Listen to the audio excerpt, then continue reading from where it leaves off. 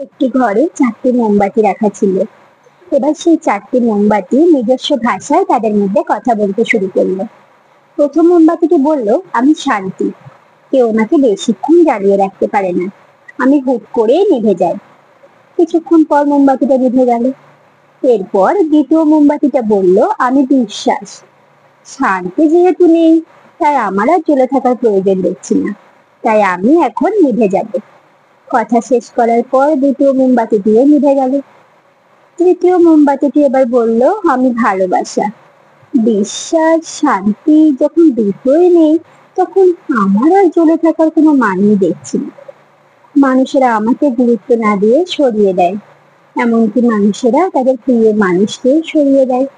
এই বলে তৃতীয় মোমবাতিটিও তার কথা শেষ করে নিভে গেল।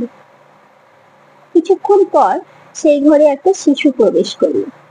প্রবেশ করে বাচ্চারা দেখলো যে 3টি মোমবাতি নিভে গেছে, একটি জ্বলছে, তাও আবার টিম টিম করে জ্বলছে। এটা দেখে বাচ্চাটার মনে খুব কৌতূহল হলো এবং বাকি 3টি মোমবাতিকে জিজ্ঞেস করলো, তোমরা জ্বলছো না কেন? তোমাদের তো শেষ হওয়া পর্যন্ত জ্বলার কথা ছিল, তাহলে তোমরা জ্বলছো না কেন? দেখো চারপাশটা কেমন অন্ধকার, ভূত ভূত করছে, আমার তো প্রচন্ড ভয় করছে। এই বলে বাচ্চাটা কান্না শুরু করলো। বাচ্চাটা কাঁদতে দেখে তখন 4 নম্বর মোমবাতিটি বলল, ভয় পেও না, এই যে দেখো আমি জ্বলছি, আর আমি জ্বলবো টিম টিম করে হলেও।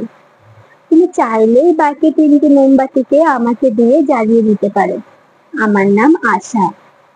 শিশুটি আশা নামের মোমবাতি দিয়ে বাকি 3টি মোমবাতিকে জ্বালিয়ে দিল এবং আলোয় আলোকিত করে দিল। গল্পটা আমাদের এটাই শেখায় যে জীবনে হাজার আলো নিভে গেলেও আশার আলো কখনো নেভে না, কারণ আশা না থাকলে জীবনে শান্তি, বিশ্বাস, ভালোবাসা সবকিছু নিভে যেতে পারে। তাই আশার আলোকে কখনো নিভতে দিও না। নমস্কার।